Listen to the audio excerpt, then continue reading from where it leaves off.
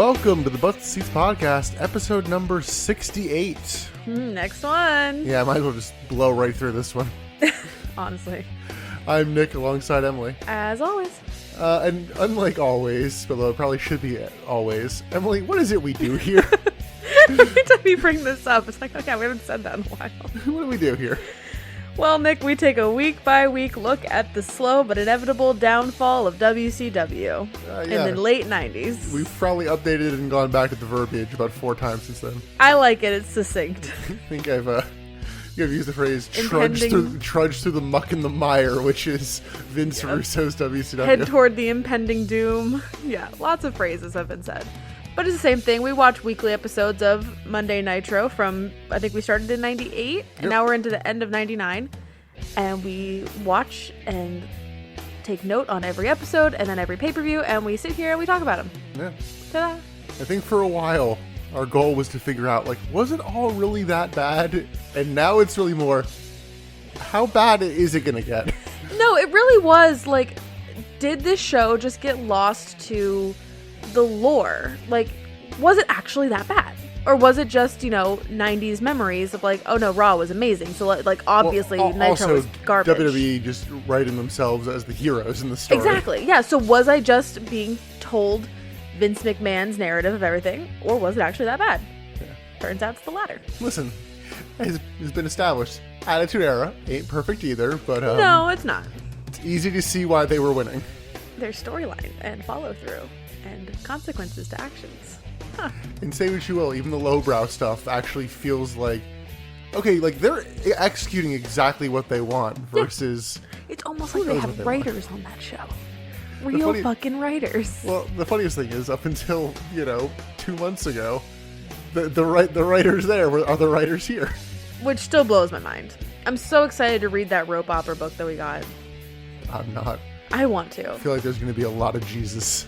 So Nick bought Vince Russo's rope opera book, or what? Yeah, that's what it's called, right? Yeah, I think it's called Rope Opera, or How WCW Killed Vince Russo. Yeah, I'm literally looking at it on the bookshelf now.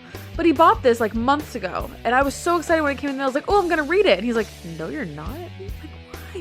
He says it's all full of spoilers. I just want to read the book. Well, you could probably read it before the end of the podcast, but yeah, after Vince Russo leaves. For the last time. Yeah. Yeah. So today we're talking about the November 22nd, 1999, Monday Nitro, live from the Palace in Auburn Hills, Michigan. I don't know why I knew that was called the Palace, but I did for some reason. Ratings are up for this show. Okay, see, that kind of makes sense because, we were talking about Mayhem, and when you were saying that they were negative star matches, was that released the day after the pay-per-view? Was that on a blog or something the day after the pay-per-view? I think usually it takes a couple days, but I don't agree with those ratings because I thought Mayhem was pretty good. So it makes sense to me that this would be up in ratings. Yeah. And I mean, in 99, the subset of the audience who's reading the Wrestling Observer is probably not as large as people who are aware of it now. No, absolutely. But yeah, so this show did a 3.4 to Raw's 5.5. Not as big of a gap. No. Well, I think part of it was there was a really underwhelming Raw main event that I saw. Oh, really? It was Triple H versus the Acolytes. Oh. Yeah, who'd care? I think next week is the Tess and Stephanie wedding. Really? Oh, no. It's either next week or the week after. Wait, is that wedding is when it's revealed that she got drugged and married Triple H in a drive-through chapel? Yes, except they retcon that to where she wasn't actually drugged. Yeah. But you don't know that they retcon it for a couple weeks, okay? We open backstage, shitty cold open. Jeff Jarrett's here, says he's the chosen one. I don't think he's ever said that before. Do you think he has a stroke? Tonight he takes matters into his own hands. He's just angrily walking backstage with a guitar. Yeah. They love this shot. They do this with every wrestler. I did laugh at, he's not talking to anybody. He just goes, no. I'm the chosen one. This is his inner monologue that he is just talking out loud. He's speaking to himself. These are words of, this is positive affirmations for the day. Are you saying Jeff Jarrett has a vision board? Yes. His vision board's just on the back of his guitar. I hope not. He would lose it every week. He has 1 million of them. Different vision boards. It's weekly vision boards. We then get the Nitro opening, and the opening pyro, Tony and Bobby are on commentary. I'm literally waiting any day now, and I'm like, oh God, wait. I know Bobby gets phased out. I've said it before. Once we hear Mark Madden, oh no. Bret Hart comes out with his newly won WCW title, looking quite shiny. Yeah, it's like extra shiny. Like he got it polished before this. We get some Nitro stills of his pay-per-view matches. So Bret gets in the ring. He talks about almost quitting back when, he had a lot of family drama at various points. Yeah, he probably should have quit. Says he'll be the best WCW champion ever. He then thanks his fans and dedicates the win to his dad. Listen, man, the bar is pretty low for best WCW champion ever. It's not a high bar. I mean, Flair. Well, for us, it's not. No, the people that have worn it are good wrestlers, but I can't tell you anything about their run as champion being like good matches. That's what I'm saying. During our run, yes. Yeah. Prior to our run, there was some quality. Bret then says he's going to do the right thing and just challenges Goldberg to a title match at Starrcade. He said something about like make up for the screwy finish or the screwiness. He said the word screw. Yeah, he was talking about how he won the U.S. title at the beginning of the kind of build to the last pay-per-view. Remember that there was it was the first round tournament matchup? Yeah, no. I remember the story. I was just thinking that it was funny that he used the word screw. I'm thinking that was fed to him. I mean, maybe a little bit. Also, we're watching early 97 Raws. We really jump around in our personal and Bret Hart's watching. Talking a lot about getting screwed, and I'm like, Jesus. Yeah, there was a whole storyline in early 97 about like him quitting because Vince McMahon doesn't respect him or something, and he feels like he's getting screwed by the writer. This is before the screw job. It's bizarre. Honestly, like Montreal wasn't a work, but goddamn, there's certain segments that if you just cut these together, you can make me believe it. I do continue to laugh at Bret Hart being complimentary of Bill Goldberg. Yeah, every time he says something complimentary, I'm like, wow, he would never say that in 2022. The Outsiders then interrupt, and Scott Hall comes out looking a little worse for wear. They both look a little drunk and confused. Yeah, I think Hall is the only one who's slurring of the two. Yes, but that's also... It's really hard to tell when he's slurring and when he's in character. Yeah. Because his character is very like, like, it's got like a lackadaisical sort of vibe to him. Yeah. So is he slurring or is he just in character? Yeah, like the character might come out wearing a t-shirt for the local strip club. That's the thing. Yeah, would. And then mention it and it gets a massive pop. And I'm like, yeah. Jesus, guys, all of you? It's hard to tell where Scott Hall, the wrestler, ends and Scott Hall, the person, begins. Same with Kevin Nash. Like, I don't know where the wrestler ends and the person begins. Like, they're kind of just playing themselves, but I know that they're also characters. It's hard to tell, especially because we know what happens in their like future lives. Oh, Emily, quick, name a strip club in Baltimore. No. Anyway, Hall says he and Nash don't care about doing things the right way and that Hart should learn from them. Also says they took WCW from the outhouse to the penthouse in a line I liked. That is a good line. Nash? Not true, but good line. I mean... National took WCW to like higher grounds? The NWO did. Oh, okay. NWO did. Yes. They didn't on their own. Yeah, but they're 2/3 of the original NWO that like sparked all the interest. Yeah, I guess. I don't want to give them that kind of credit. Because they're also here for the fall. So never forget. Yeah. They're part of this. Not relevant. I'm going to cut this. Have you seen the comic of like Humpty Dumpty had a great fall and it's talking about like autumn? Yes, and he's like walking around in scarves and like picking leaves and going pumpkin patch. Like, yeah, it's adorable. It's wholesome as hell. In a weird moment, Nash challenges Bret Hart and Goldberg to a tag team match. And Hart's like, yeah, cool. Like, I feel like they should be forced into that match, not like... You would think. But cool, so we have our main event tonight. It'll be Kevin Nash and Scott Hall against Bill Goldberg and Bret Hart. And the segment's ending, and then all of a sudden Jeff Jarrett comes out, hits Bret over the head with a guitar. Because that's all he does. Well, no, he does do 3 other things. No, that's just like his whole gimmick. It's just hitting people with guitars. Yes, and he also then calls them slapnuts, says he's the chosen one, and then says that the title belongs to him, and then leaves with the belt. Of course. So Tony and Bobby then chat the rest of the night. We're going to get Conan and Kidman versus Creative Control for the tag team titles. Vampiro versus The Wall, making his WCW actual match debut. Wow. Even though he basically wrestled on the pay-per-view. Yeah. He wasn't technically in that match. Who's excited? Booker T versus Buff Bagwell. Who's excited? Spice versus Tigress. My girl. I don't even remember that match. There's a reason. And then a flag match between Chris Benoit and Dean Malenko. Which I'm like... Which we're all confused about, and we'll get to it. I still remember saying at one point in this podcast, I don't think Chris Benoit and Dean Malenko have a lot of matches. They do and they don't. They basically just do this one feud, and none of these are memorable. Yeah, fair. Which is a bummer. We go backstage. Mike Tenay interviews Kurt Hennig, and Hennig's here to say he won't wrestle again, but he's just going to go out and kind of say goodbye. The whole time, there was this like underlying music of really shitty piano being played. I was like, my God, this is annoying. What is that? And they pan over. Remember Maestro? It's the Maestro. Remember the floating piano guy that I was like, this definitely has nothing to do with Sid? Or what was my argument that it does have something to do with Sid? Yes, I was saying I thought it was separate, and you're like, it absolutely does. The way he was presented in that segment, I stand by. He had to have. Like, okay. I still stand by that. Like, it wouldn't make sense for the timing for them to not have anything to do with each other. Obviously, they didn't looking forward now, but at the time, I stand by it. Okay, so by that logic, does he have something here with Kurt Hennig? No, because it's a through line of the entire episode. The only reason I had that argument was because he only showed up in that show when Sid was out. That was it. So obviously it had to be about Sid. Yes.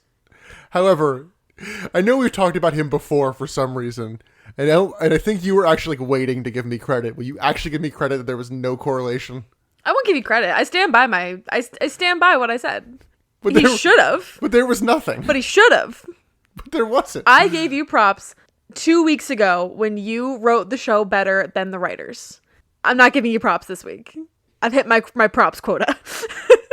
But this is a through line for the whole episode where this like rinky-tinky bad piano is played throughout the entirety of the backstage segments. I wasn't listening to it closely enough. It's awful. Yeah.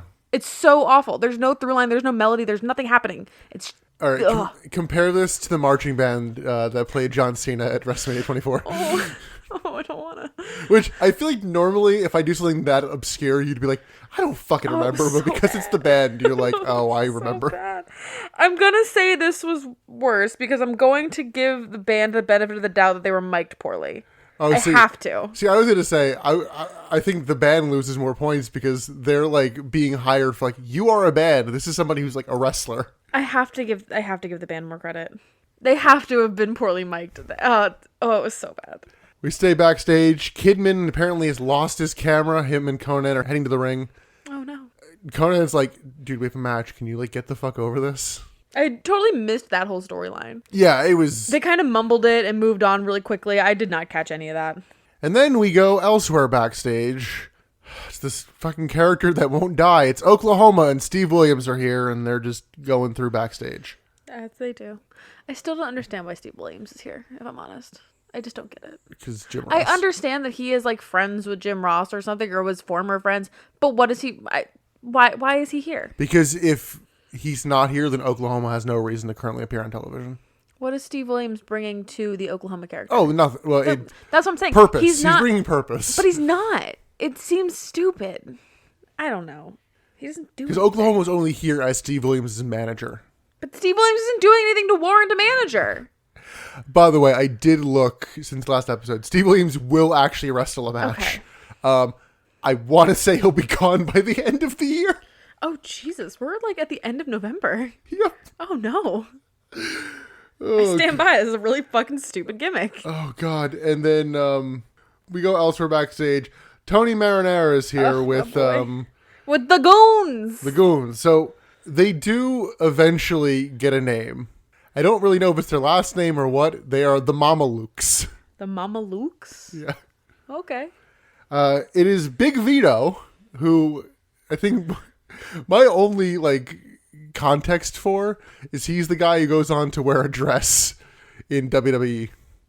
On like Velocity, like not even like no memory of barely that. make like 2006. Oh, I don't. Yeah. Why is that even notable? Perry Saturn did it first. Well, because he shows up in the SmackDown versus Raw games wearing a dress, and it's like, who is this guy? And then his partner is a guy named Johnny the Bull, who has become an internet meme. Johnny the Bull? Yes. And I don't think it's even really because of him. It's really more the commentary presentation of him when he went to TNA. Played a character named Relic. Okay. Relic was spelled Rellik. Pretty much every time he'd come out, they go, Relic is killer spelled backwards. Oh, of course. It was like every fucking time. Oh, and of it's just like, also, I could be wrong. Sorry, I don't know my TNA Relic lore that well. It's either him or somebody else is from like the deepest, darkest corner of like Dustin Rhodes' mind. Oh, no. It might be Black Rain is from there, but I think Relic does tie in Is he like somehow. billed as from there? Yeah. Oh, no. Yeah. Oh, that's so weird. Oh, God, there's so many stupid things involving Dustin Rhodes' TNA run. Trust me, OSW and OSW fans know all about it. Oh, God. Meow, meow, meow. The Italians, they just make mafia references. And Johnny the Bull, like, very earnestly is like, can I, like, get a cheese sandwich? Like, give the man a sandwich. He's hungry. Basically, they're just two dumb big galoots. The goons. I like the word goon. So, they're after Disco Inferno. We then go to the Room So. Lex Luger and Russo chat there. Luger basically pitches to have Liz wrestle Meng. It's like, yeah, I have her contract. She's in debt, so she has to do this. She fucked me over. Yeah. She has to do this match now. Which is just like really toxic and shitty. Yeah. We then cut to Liz for like 4 seconds of her being in disbelief. Let's go to our first match tonight. It is Creative Control. Patrick and Gerald versus Conan and Billy Kidman for the tag team titles. This match is literally happening. The whole setup for this match is because Billy Kidman covered up Tori in that itsy bitsy bikini match. Yeah. At Mayhem. That's the whole setup for this. That's it. She was the ref for a match. Yeah. It was not a bikini match. But she was in a tiny bikini and she was uncomfortable and Billy covered her up. It was at Nitro, so they didn't even do it on pay-per-view. No. Oh. Whatever. Still stupid. Even worse then. Why are we doing this match? Creative Control work over Kidman. His commentary notes that they have no idea which one is which. And there's a whole thing where apparently neither one of them wants to be Patrick, which... Is Patrick the gay one? Yeah, I think I might have cut God. out me saying that of like, oh... There's enough problems with the Nazis. Do we need to go deeper? Yes, obviously. Well, I'll tell you what needs to go deeper. Their fucking shirts into their pants, because that shit comes untucked. They do like a fucking punch, and it's like, okay, well, let me just tuck this back in. Give me a second. Like, you need to take a page out of Bret Hart's book. I don't know that you realize this. Bret Hart is wearing a singlet under his tights. That makes sense, yeah. Yeah, because he has like the double layer thing. That makes sense. So, yeah. That's why you never actually see like his like belly. It's very Trish Stratus. Don't fuck with your gear. No. I'm like, don't touch your gear. Like, what Trish Stratus gear are you thinking of? That's her whole thing. Like, don't touch your gear. Shane McMahon would like a word. Also Ronda Rousey. Also Bully Ray. Oh my God, Ronda Rousey's terrible. Yeah. Oh my God, girl, stop touching your clothes. We got big power moves to Kidman. Kidman hits Kidman Faction and gets the hot tag to Conan. Speaking of. We get 2 rolling clotheslines from Conan and then a face buster. And then for some reason, we see up on like the Titantrons, Eddie and Tori are just like in a locker room. Flirting. Just having a chat. Yeah, they're not flirting. They're just talking. Kidman is like, what the fuck is this? Just sprints to the back. Just abandons Conan. Yeah. I mean, seems to be a theme with the filthy animals. Yeah, dissension. Creative Control work over Conan, spinning back suplex to Conan, and Creative Control just win off of that. It's kind of lame. Yeah. New champions. Yeah. Woo. That was so fucking lame. Yeah, that was the lamest match. Terribly excited about that. No. It was filthy animals are just falling apart. I was so uninterested in this to the point where later on in this show, there's a shot of Patrick and Gerald in the room with the belts. And I'm like, oh, when did they win those? Yeah, it was really like a non-moment. That's part of the problem with when you don't let people celebrate that they won the match. Yeah, is, it doesn't land. Yeah, especially when they win a title. Yeah. We see backstage Kidman storms into the locker room and just immediately is throwing hands at Eddie. Like doesn't ask a question. No clarification. No, hey, what's going on here? Just immediately pounding on your supposed friend. Like, what's happening? Is Kidman so insecure? This is pathetic. I love him and this is pathetic. Do better, Billy Kidman. Know your worth, man. Love yourself. Listen, I love Billy Kidman. I still don't know that his worth is Tori Wilson. He married her. I know. People can settle, Emily. Yeah, I know. We get a quick cut from Billy Kidman throwing hands to Bret Hart and Goldberg being interviewed. Hart says that he'll take care of Jarrett next week. And he's like, all right, outsiders this week, Jarrett next week. It's fine. Goldberg's like, no, you take care of Jarrett. I'll take care of the outsiders. So now it's a handicap match. Well, Mike Tenay's like, that's going to be a handicap match. She must be crazy. And Bill's like, I got something. Yeah, he has some backup for later. So who could it be? Then go elsewhere backstage. Spice is in the locker room. And Emily, who else is here? Okay, I'm livid. Because listeners, do you remember how for the last 6 fucking weeks we have been going through the Nitro Girls competition, going through all of the candidates? It was like 10 to 12 weeks. A long ass time. We were going through all the candidates, citing all their all their accolades and all this stuff about them, assuming we would get to the end and there would be a tournament and we would get to know who wins. That was the whole point of this 12-week build. The whole fucking point was to figure out who the new Nitro Girl would be. It was supposed to be a competition. Stacy Keibler is just hanging out backstage now, going by the name Sky. And I guess she just won. We never get any closure on any of the other girls in that competition. I am livid. I knew that Stacy was going to win, but I needed the closure. I needed to watch her win. I needed to see who she was up against in the finals. I needed to know who got to the final 4 or whatever. And I will never know. And now Stacy's just backstage please, Spice, don't do this fight. And I'm like, who the fuck are you? Well, I was laughing. It's please don't do this fight. I just got here. Please don't break up the Nitro Girls. Don't put me out of a job. Oh my God, I was livid. Absolutely livid. So we'll get to this segment basically again later. Oh my God, I'm so mad. Now I'm heated again. Look what you did. Elsewhere backstage, no hard feelings between Buff Bagwell and Kurt Hennig. With the piano man behind them. The maestro. Don't call him the piano man. Sing us a song, you're the piano man. We get Norman Smiley coming out to the ring in full Lions football gear. We get some Nitro stills of his win the previous night. But based on his Lions gear, we had to ask... Who's that Pokemon?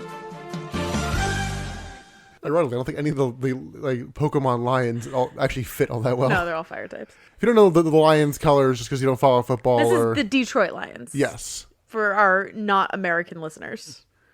Detroit, Michigan, Lions football team. Yeah, it's the closest team I think they have to where they are. This is a light blue, little bit of silver, a little bit of white.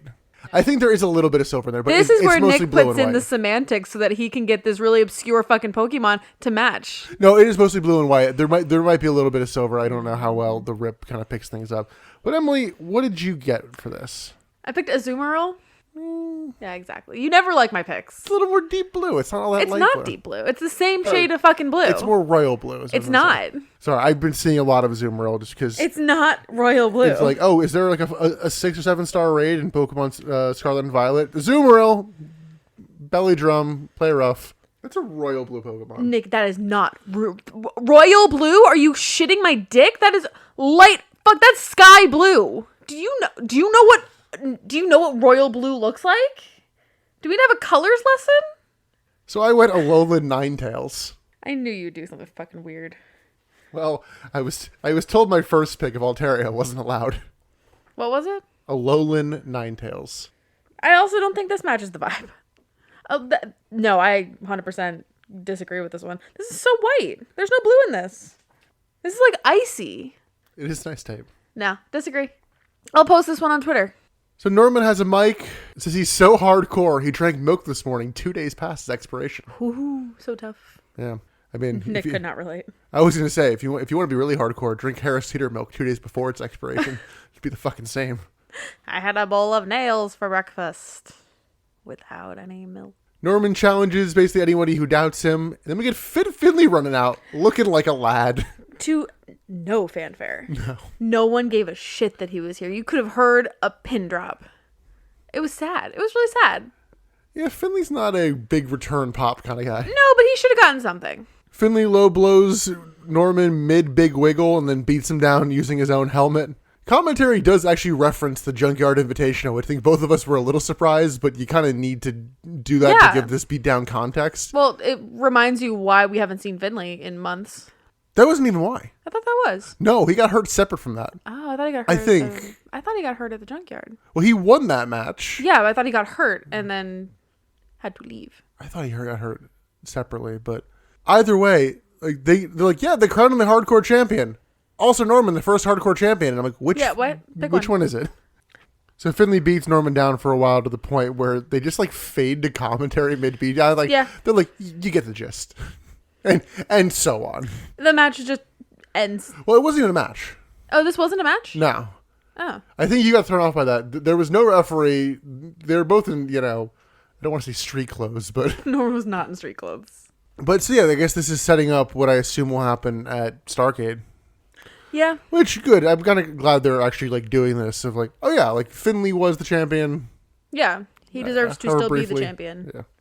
Kind of. Or at least have a shot to be the champion again. Commentary, Tony notes that Jeff Jarrett versus Bret Hart will happen tonight. The Meng match is on, and the Outsiders versus Goldberg is on. Woo. Backstage, Liz and Lex talk. The Maestro is still playing. He just plinks through the whole episode. They get Mike tonight interviewing the Outsiders somewhere backstage. I did get a laugh at, he's like, surely Goldberg has a plan. I did get a kick out of what Scott Hall theorized Goldberg's plan was. Did you catch this? No. What's his plan? Spear, jackhammer, jackhammer. Oh, I did catch that because, yes, that is exactly what his plan is. Yeah, probably. 100%. He only has 3 moves. Hall and Nash mumble, and Nash once again says they're getting the band back together. That's what kills me is the mumbling. They mumble so much. And then you're like, is he slurring? I'm like, no, I think that's just how he talks. Yeah. He could be drunk, but I don't know. Elsewhere backstage, Chavo tries to sell the Italians some gold chains. They threaten him if these are fake. Maestro is still there. And then we go to Mike Tenay interviewing Slappy. We are doing so many backstage segments. It's all Mike Tenay. Emily, would you believe it? Jeff Jarrett's the chosen one. What? Harry Potter? Says he's going to leave the WCW champion. Good for you. Let's go to our second match. Jesus This is Christ. not a second match.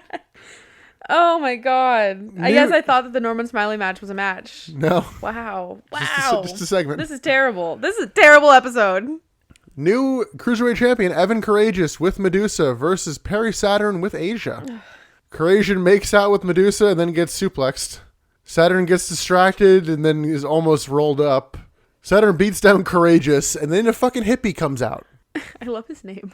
It's Brad Armstrong, but he has a new gimmick. He's Buzzkill. Which is the best name. It's not a good...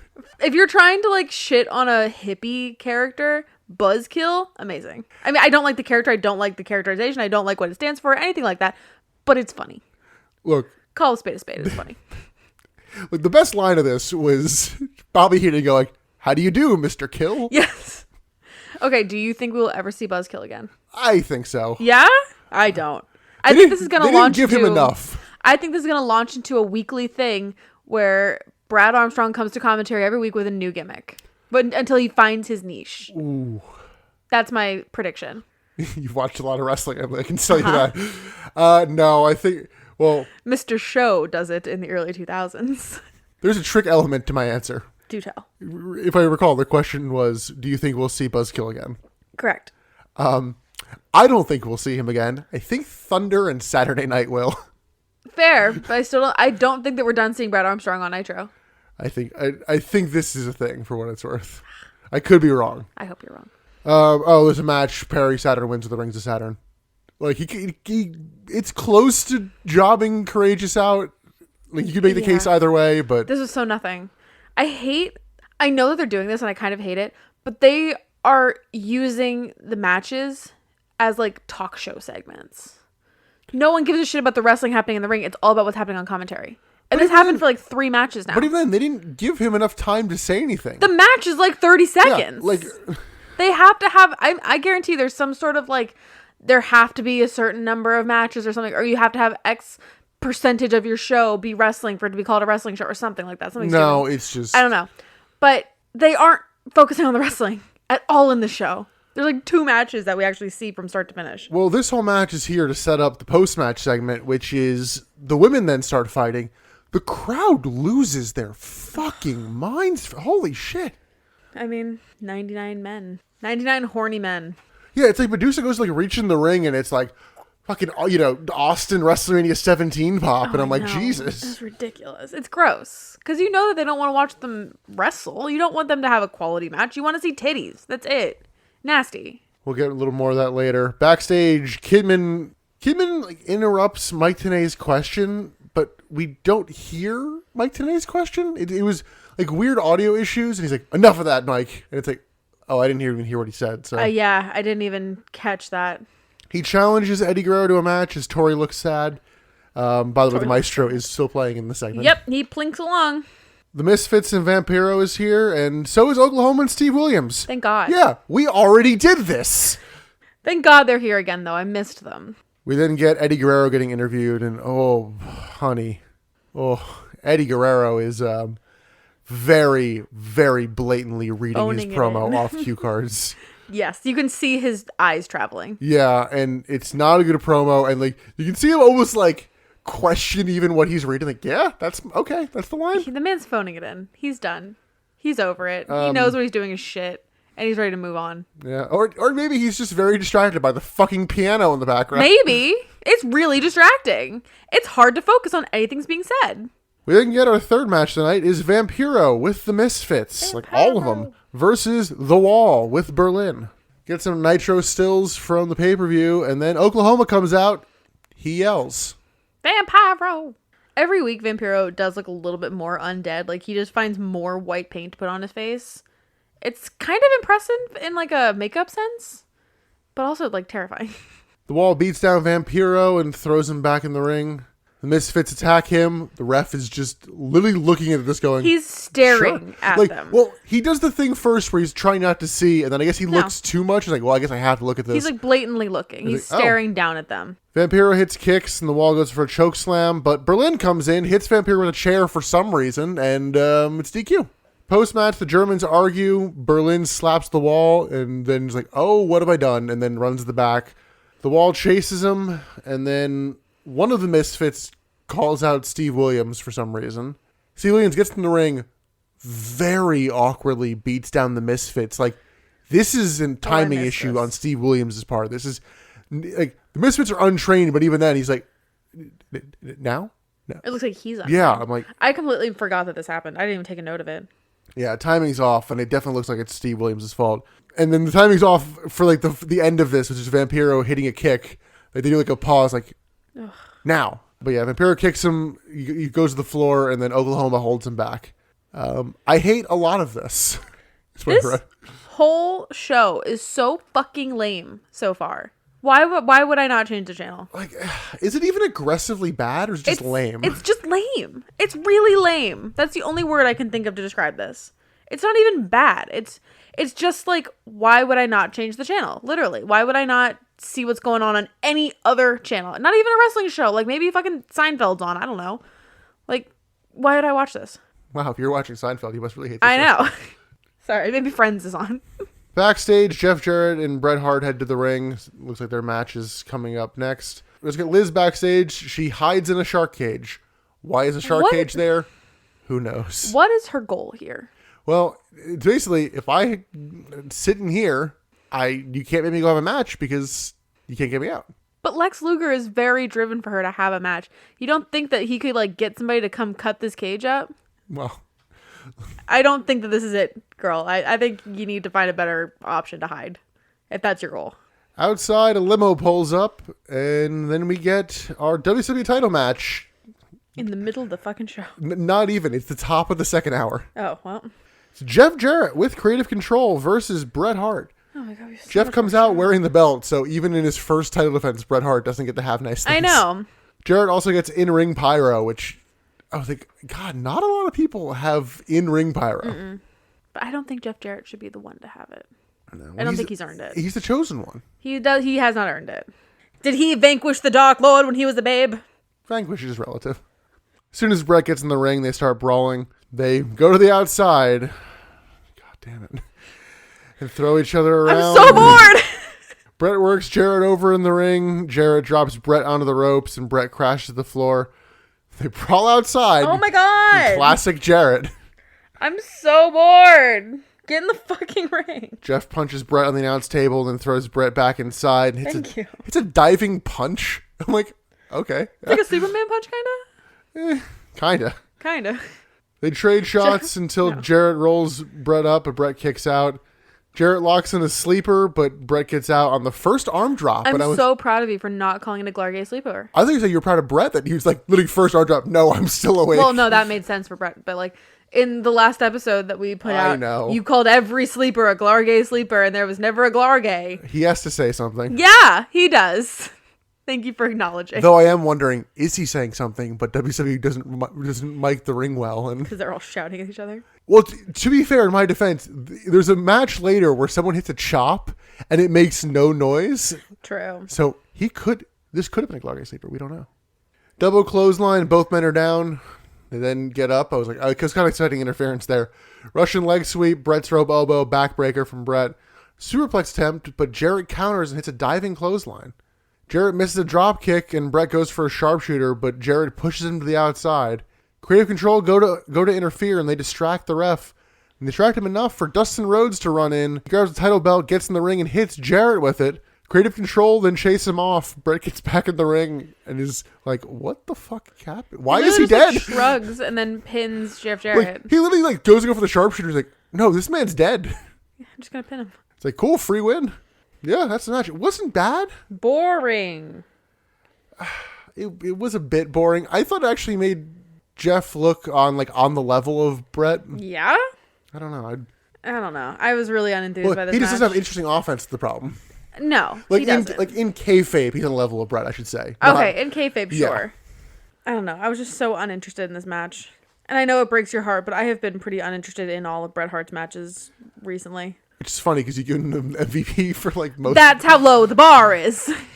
You go backstage. Lex and Liz talk. Liz is in the cage. Lex feigns an apology and gets the key and is just like, "Nope, I lied." Manipulative fucker. Telling me Lex Luger is a gaslight gatekeep girl boss. He's not a girl boss. Gaslight gatekeep total package boss. Yeah, sure. By the way, the limo's still here. Who cares? Back from commercial, Liz asks for Sting's help. Sting's just like, "Nope." No, fuck you, man. Then we go to our previously set up match. It is Kidman with Tori Wilson versus Eddie Guerrero with Conan. Tori tries to talk Kidman out of the match as they're coming out. I do always laugh a little bit when it's two people from the same group doing a match because the music doesn't reset. They don't stop it, yeah. Which is sad. I really wanted to hear fucking Latino World Order again. I know. Never again, I guess. We'll have to settle for Chavo using it in 2002. Is this our last Eddie match? Yeah. That's sad. Yeah. We'll talk about it a little bit at the end. Kidman dives onto Eddie to start, and on commentary, they're like, "Yep, Arn Anderson has been fired. They didn't know he was working here, and now they fired him." Which makes sense, but also sad. Which I didn't hear anything about this being a shoot or work, so I think it's a work. I mean, I wouldn't be surprised. Yeah, the way they go on about it, they're outraged. It's clearly an injustice. So Yeah. They trade hard, quick shots early on. Eddie suplexes Kidman to the floor as Conan and Tori just have a chat.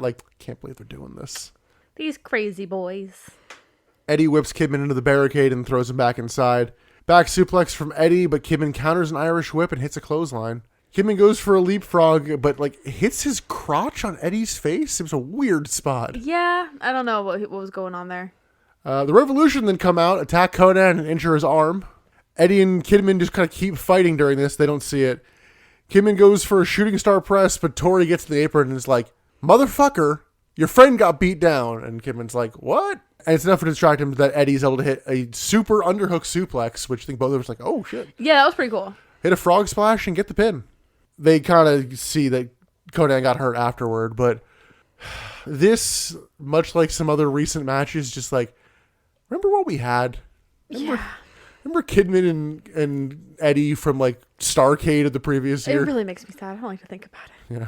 This was the most entertaining match for me so far because the story build, but the wrestling was not good. I mean, nothing about it was great. Yeah, it's it was entertaining. I know you can do more. Yeah, that's the problem. And I feel like they know they can do more. And yeah, for some reason, this is Eddie Guerrero's last WCW match. He doesn't leave until mid-January. I don't know why. I don't know if something happens on the upcoming episode or because ironically, he's not hurt when he debuts. He's hurt by the end of his debut match in WWF. Which is horrible. Yeah, it actually fucked up the storyline of the SmackDown.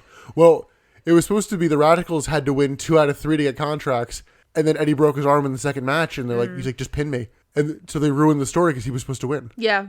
So it's I'll give Benoit a match anyway.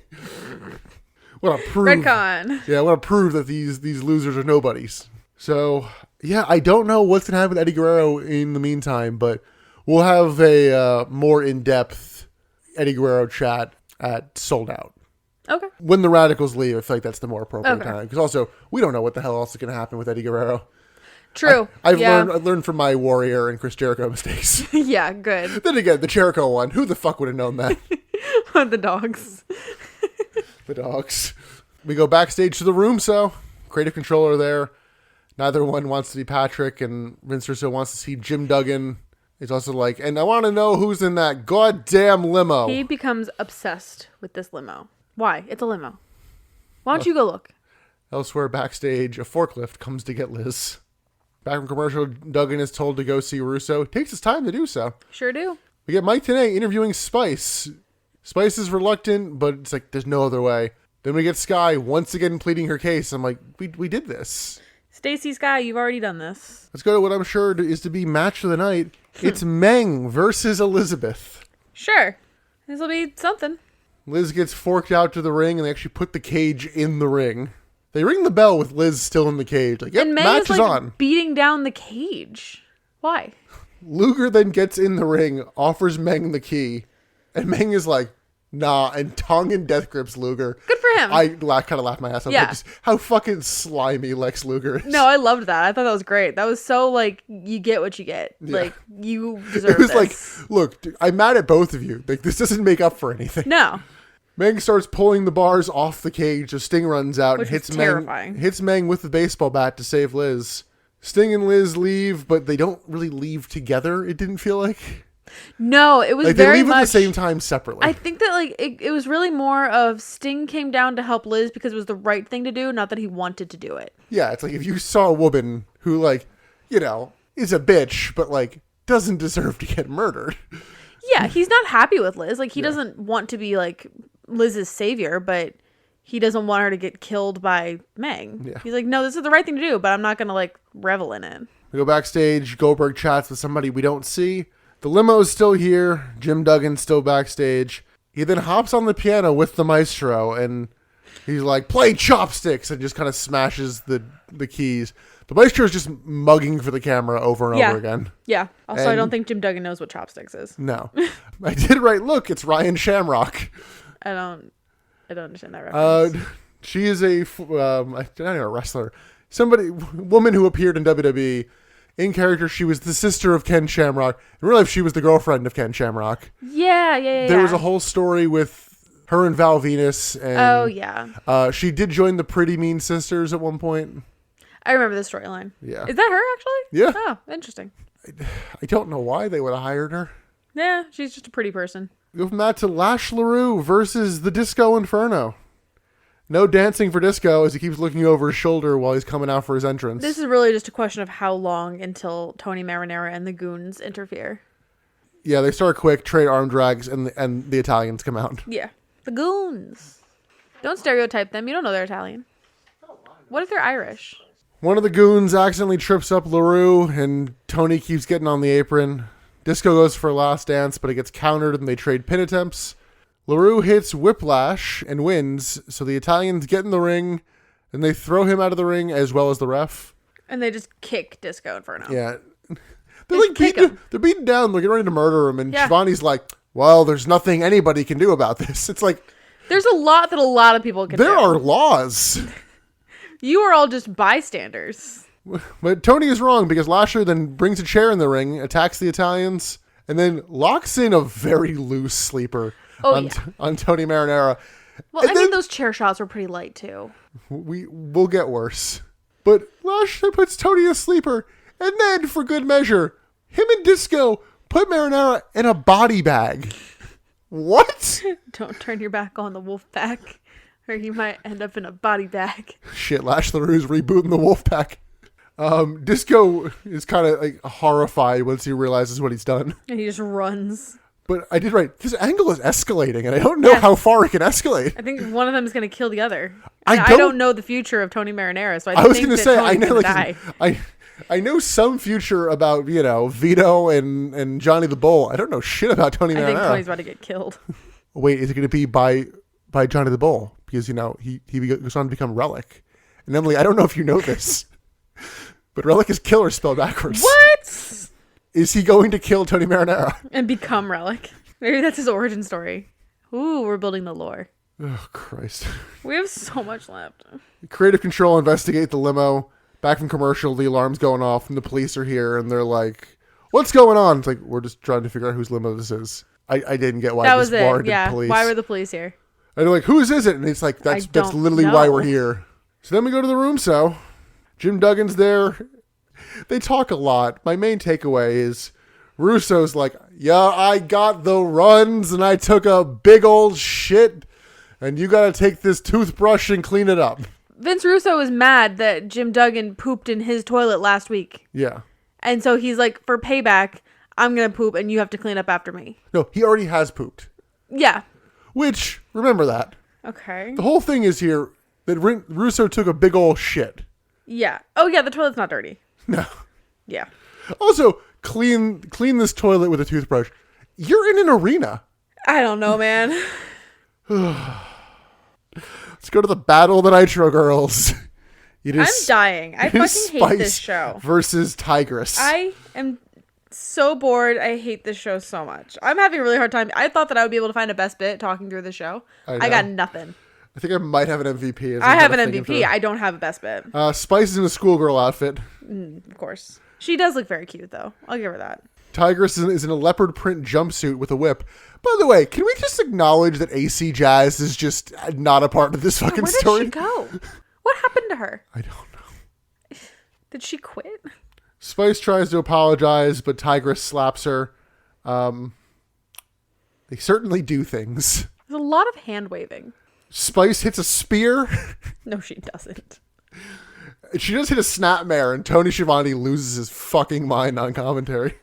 Tigress, I guess, rakes the eyes. I fucking missed this. But but now there's like an injury to Spice's eye. Sky gets in the ring and looks over Spice. Charles Robinson looks at her as well. He's like, I'm calling for the bell. You can't continue. But Stacey Spice also has a bag or something with her. Her name's not Stacey Spice. She's a Spice Girl. Her name is Sky. She's a Spice Girl. Stacey Spice. So she has like a little makeup bag with her. It doesn't look like a makeup bag at first. It just looks like a purse. And I guess that's what makeup bags looked like in the 90s. I don't remember. But as they're leaving, Sky hits Spice with the makeup bag. And my exact wording in my notes is, I've seen better Hulk Hogan chair shots. This, I cannot sell how bad this hit was. Ugh. But then it's enough to knock out Spice. Yeah. Oh, yeah. She's conked. She's out. She's conked. But I guess she must have been really happy about getting conked. Oh, yeah. Because then Stacey Spice and Tigress take all the makeup that's in the bag and draw all over Spice's face. And she's giggling. Yeah. She's just smiling the whole, just fucking corpsing. Oh, my God. This wasn't anything, but I got a good laugh out of how abysmal the fucking makeup bag shot was. We even acknowledged in her package that Stacy Keibler is not a good dancer. She does not move her body well. Those legs, they stay where they are for days. They don't move. She's not great. Oh, God, yeah. Like, it was the second one was bad, but I almost wanted to tell you, just go find it for that. Just for the makeup shot? Yeah. Oh, yeah, that's rough. I had such high hopes. The fucking Botchamania special on that. I had such high hopes for the Nitro Girls and that whole competition, and I just got screwed. This is my screw job. Yeah. We get backstage, Mike tonight interviewing Meng. He's actually talking. Yeah, I didn't think he was gonna. Piano's still going. Of course it is. Meng, just fully issues a challenge. It's like, all right, Sting, I want you. No DQ match. Bring the bat. I don't give a shit. And then also half threatens to hit his death grip on Mike today. He tried. Bless him, They write him like a buffoon, so they at least gave him a minute to actually talk like a person. They write him as Donkey Kong. They do write him as Donkey Kong, but he's a person. Kurt Hennig comes out to the ring, hugs Bobby first, shakes Tony's hand, says he's here to say thank you, and gets a standing ovation and perfect chance.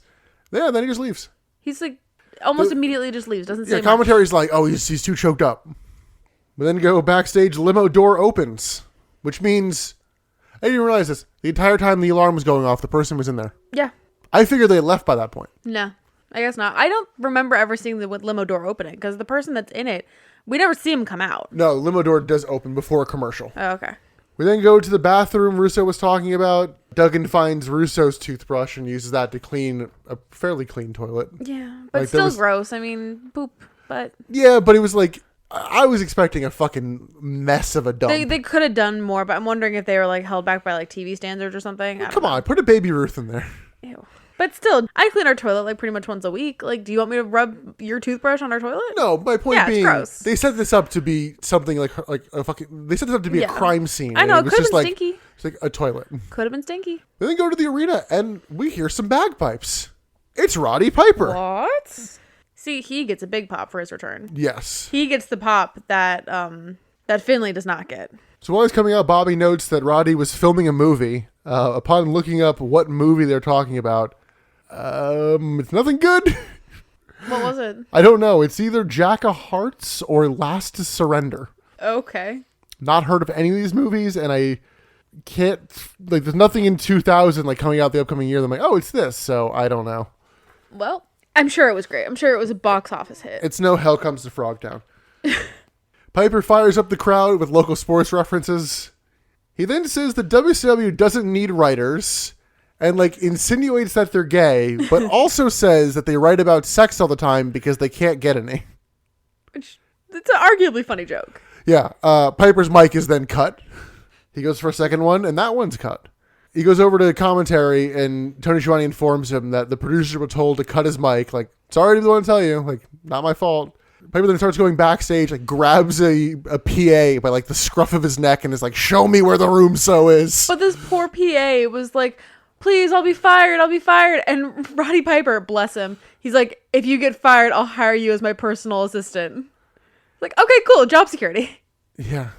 Is he still, like, the commissioner or vice president? Oh, who fucking knows? Because, yeah, last we saw him, he was the vice president of WCW under Ric Flair. Had just come out of the mental hospital with Asia as his doctor. Well, it was... Flair lost the presidency. Yeah. And we never heard Piper's words on this. No. I want to say, like, the boxing match with Buff was around this time. Oh, God. And Judy. That was so long ago, it feels. I know. So Piper storms into the room and is like, you're the one who's been doing all this. And I'm like... He says, you're the guy that's ruining my sport. But he's surprised to see Vince Russo. So he doesn't know that it's They Vince mention Russo. him all the fucking time. No, they mentioned the powers that be. Well, they also mentioned that when they got hired, they're like, we got new writers. It's Vince Russo. Oh. Also, you didn't get... Piper, you don't talk to anybody? Nah. That doesn't shock me. So, yeah, he says that Russo is ruining people's lives and threatens to beat Russo to death with a baseball bat if he ever cuts his mic again. Russo says that Piper needs a reality check and runs down Piper and tells him to go join Flair and Hogan. Oof. Piper says he's got 2 years on his contract and threatens to sue because he is, like, you know, appearance, like, guarantees. Mm-hmm. Russo says that Piper is now a ref and threatens to sue Piper for breach of contract if he refuses. Piper leaves and then just starts yelling, yes, sir. Yes, sir. He's like losing his fucking mind. Yeah, goes in his limo and leaves. That'll be interesting. Yeah, it's not the most memorable Vince Russo Roddy Piper segment I can think of in my brain, but oh no, it's the one in TNA where Roddy Piper tells Vince Russo that he murdered Owen Hart. Oh, yeah. Oh, did Vince Russo write that? We actually randomly stumbled upon it one day. It was like random, like that episode was like randomly on like Stadium or something. Like one of those like random channels. Like, why are they airing this random episode of TNA from like 2002, 2003? And I'm like, oh my god, it's this one. Yeah, because at that time Vince Russo was like, "Yo, I'm the Antichrist of professional wrestling, bro." Oh my god. Well, you are. Yeah, and Piper's thing is like, "No, don't give yourself so much credit. You're the Bin Laden of professional wrestling." Oh my god. It's like 2002. So let's keep going. We got a bit left. Yeah, I know. This is a show that never ends. We got Buff Bagwell versus Booker T. And Booker T has a collector can of Surge. He's finally made it. Mama, I made it. So Buff laughs at Booker when like he comes out doing Booker's like raise the roof thing and then then tells him to go fuck himself. I'm like, what? Oh, I didn't catch that. I'm like, wait, why are you a heel now? Oh. Booker hits a spin kick, and then he sees creative control at ringside. There's a lot of chat here from commentary being like, oh, I guess since Buff retired Kurt Hennig, he's on Creative Control's good side. Is that the thing they're going with? They said that throughout like this entire match. Buff was so against the powers that be. We'll get there. Vertical suplex from Booker. Buff hits a drop kick and they go outside. Harlem sidekick once they end up back inside. Then a flapjack and a spin-a-rooney. Creative Control get on the apron, which distracts Booker enough for Buff to hit a blockbuster and gets the pin. And commentary the whole time was like, oh, I guess he's in their good graces. Creative Control then attack Buff. Of course. This is when I noticed that not one match has gone longer than 5 minutes. Kurt Hennig comes out, hits a Hennigplex on Buff, and pins him with a count from Creative Control. The lights go out. Midnight is here. Of course. She and Booker beat down Creative Control. I think Kurt Hennig is already bailed for this. Yeah. But holy shit, Midnight's thighs. Yeah. That woman is jacked. Yeah. It's scary. But yeah, none of these matches are going any length of time. They're all like maybe 5 minutes. Yeah, random tweener roll for Buff here. I don't really get what the point of it was. Yeah, I don't know. Booker comes out and he's like, oh yeah, your dance is stupid. And I'm like, go fuck yourself, Buff. Yeah. Let's follow up with this in the room. So Hennig has joined up with the powers that be, and he seems to have leapfrogged Creative Control in terms of the power hierarchy. It's like, I cannot figure out this hierarchy. yeah, it's like, all right, you're my guy. Yeah, he's like Russo's right-hand man now all of a sudden. Which I'm like, is it him or is it Jarrett? I don't fucking know. Is Kurt the chosen one? Yeah, so Russo tells Creative Control to go find Juventud Guerrera. We'll get a little more on that later. We got Mike Tenay interviewing Sting about his upcoming match with Meng. Liz interrupts and offers to manage Sting. Sting's like, no, go away. Sting has gotten turned on too many times. He's like, I see this. Sting, like me, is very over Miss Elizabeth. Like, please leave. They also still don't address the maestro playing. He's still playing. Let's go to a match set up earlier, which I really thought would have happened next week and not later tonight. Yeah. It is Medusa with Evan Courageous versus Asia with Saturn. Asia charges Medusa and they fall outside. Some very awkward action out there. Uh-huh. Back inside, Medusa's like getting in the ring and has to be like, kick me in the head. Like, oh yeah, this is the one that's super telegraphed, right? Yeah, like she literally like slapping her like kick me. Yeah. Going full Jessica Carr on the final SmackDown of 2022. I have never heard a ref so loud. Like, I have never heard a ref call spots as loud as Jessica Carr did for the John Cena match. Look, she's just paying tribute to John. But like, still.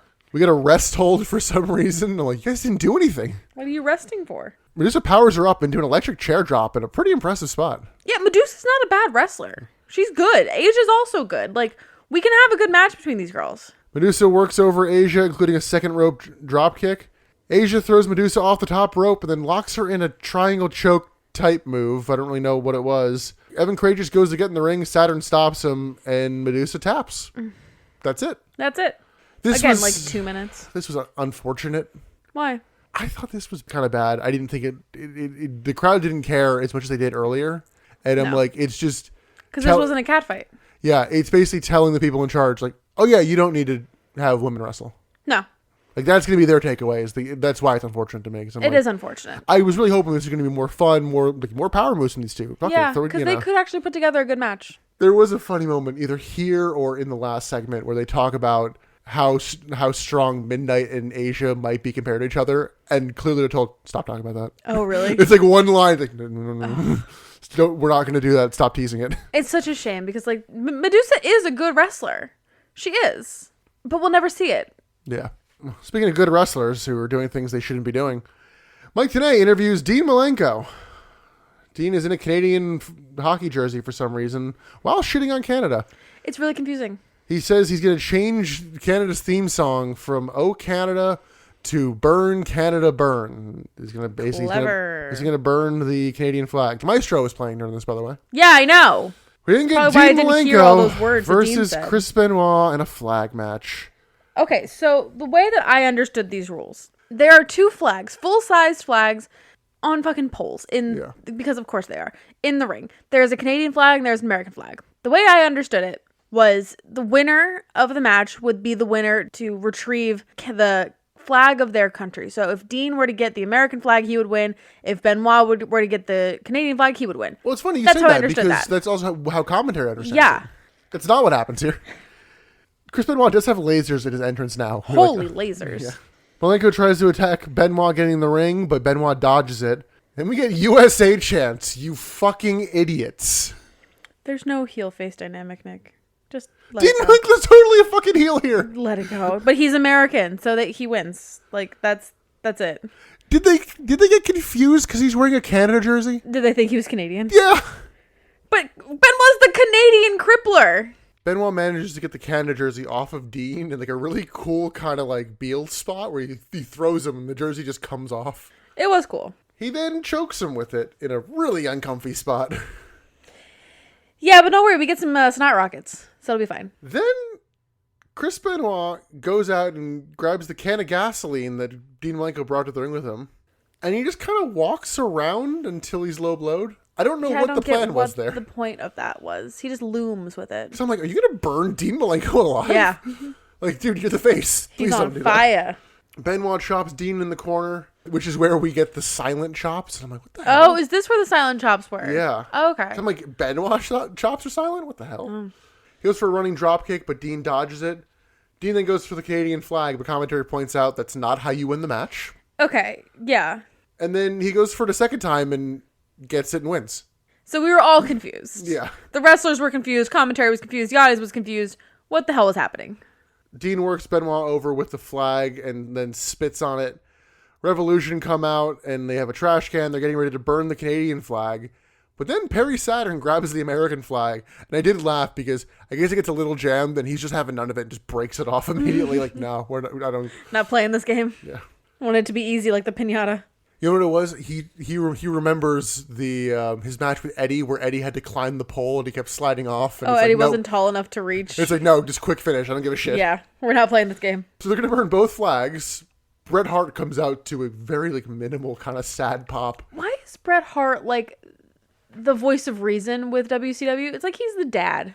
He's like, kids, get your shit together. We're wrestling here. We're not playing fucking games. Stop burning flags. Didn't think I have to tell you this. Yeah, he stops the whole thing. His heart did not seem into this run-in. No. This match made me sad. Yeah, well. And I don't know how many more of these Chris Benoit Dean Malenko matches we have left, but Yeah. I don't know. I don't want any more, but I also want them to redeem themselves. Yeah. Redeem themselves? Redeem. I don't think that you should expect that. Let's go backstage. Creative Control has brought Juventud Guerrera to Vince Russo. And apparently there's an issue with his work visa, which I think is just an excuse to have Juvi offer him a bottle of tequila. It's like, is it the good stuff? It's like, of course. Russo drinks some. Apparently it sucks. Then It's tequila. yeah, It's gross.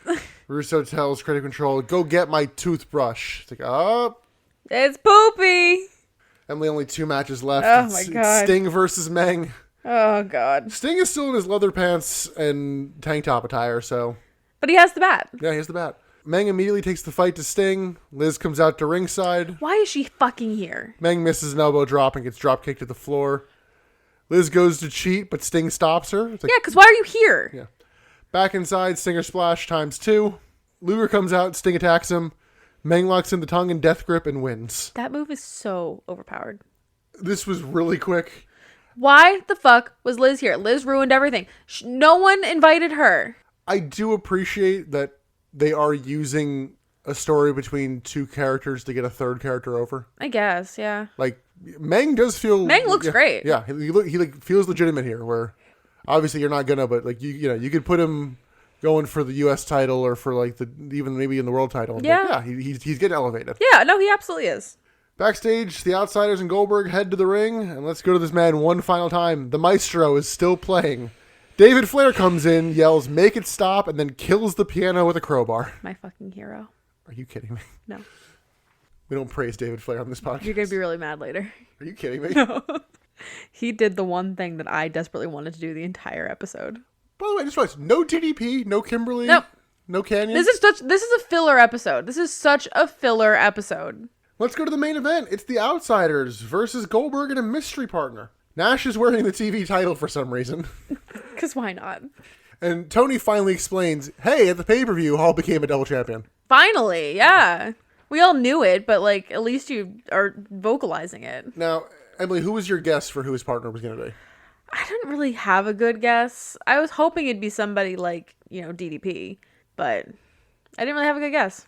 Yeah, I correctly predicted it because I was like, Yeah, what's you the did. stupidest thing they could do? I also was so uninterested in this episode, I didn't think about it. I didn't give it the thought. It didn't deserve it. Like the one main eventer we haven't seen yet tonight, it's Sid Vicious. You know, the man Goldberg fought at the last 2 pay-per-views. They should be like mortal enemies, right? No, Sid is so fucking happy to be here. He's amped. He is giddy. I really wanted him to yell, "Who's the man?" He did not. You sure he didn't? He was yelling a lot coming down the ramp. Maybe he did. And then the match starts. Would you believe it? They stall. What? Sid overpowers Hall early on. Wait, do they go to the corner? They did. Well, they take a little while. But they get there. Yeah. Sid goes for a choke slam, but Nash stops him from the apron. Nash comes in, hit strikes. What else? Big boot to Nash. Goldberg tags in, underhook suplex, followed by a sidekick. Hall tags in. Goldberg overpowers him and hits a power slam. Nash distracts Goldberg, and the two start working him over. Nash works Goldberg over in the corner, including a framed-up elbow with double crotch chops. Gross. Goldberg tags Sid, but the ref misses it. Classic DDP, which was even more elevated by Goldberg doing the lift the person closer to the tag spot. And I'm like, you took this directly from that man. It's a good move. Goldberg then hits a double clothesline, but ends up on the floor.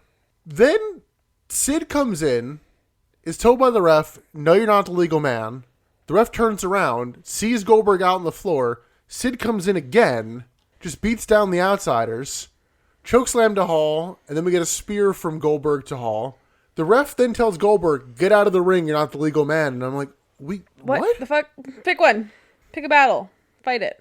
So then we get a powerbomb to Scott Hall, and he goes to pin Hall while the ref's back is turned, dealing with Goldberg. Kevin Nash hits an elbow drop. This knocks out Sid, and Hall gets the win. And that's it.